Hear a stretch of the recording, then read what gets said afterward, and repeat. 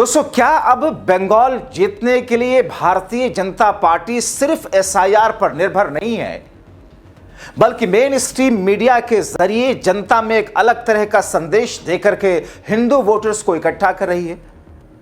आखिर कौन सा वो वीडियो है जिसके सामने आने के बाद में भूचाल समझ रहा है?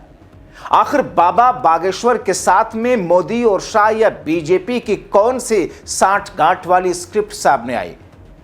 तो क्या बंगाल में हिंदू और मुसलमानों को अलग अलग एक तनाव और टकराव की स्थिति में खड़ा करके बंगाल को जीतने का प्लान है? दोस्तों, खतरनाक प्लान बाहर आया है, विस्तार से आपको बताते हैं। दोस्तों, भारतीय राजनीति में धार्मिक नेताओं का रोल हमेशा से चर्चा में रहा। एक और वो भक्तों को आकर्षित करते हैं, दूसरी तरफ राजनीतिक दलों के लिए वोट बैंक का हथियार बनते हैं। बागेश्वर धाम के पीठाधीश्वर पंडित धीरेंद्र कृष्ण शास्त्री इस कड़ी में एक प्रमुख नाम है। हिंदुत्व और हिंदू राष्ट्र को लेकर जिस तरीके से भाषण देते हैं, जिस पर केस होना चाहिए, मगर 11 वर्षों के इस जहरीले युग में कौन करेगा उन पर केस? अब तो उनको बंगाल में बीजेपी अपना हथियार बना रही है। मगर सांसद चंद्रशेखर ने बाबा के प्लान को जमीन पर उतरने से पहले ही इनकी हवा निकाल दी। बाबा जी घूम रहे थे ना, अभी कह रहे थे हिंदू राष्ट्र बनाना है। वो कहते नहीं कहते, हम तो भविष्य देख लेते हैं। उनके यहाँ रहते दिल्ली में आतंकवादियों ने बम ब्लास्ट कर दिया, बाबा को खबर नहीं हुई। समझो मेरी बात। आज वो हिंदू राष्ट्र बनाने की बात कर रहे हैं, संविधान को कुचल के।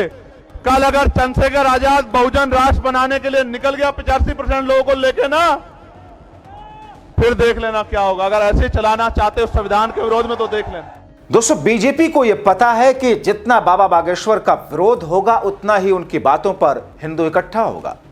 इसीलिए सब जानबूझ करके सुनियोजित तरीके से मिशन बंगाल के लिए बाबा बागेश्वर को मोदी शाह बंगाल भेज रहे।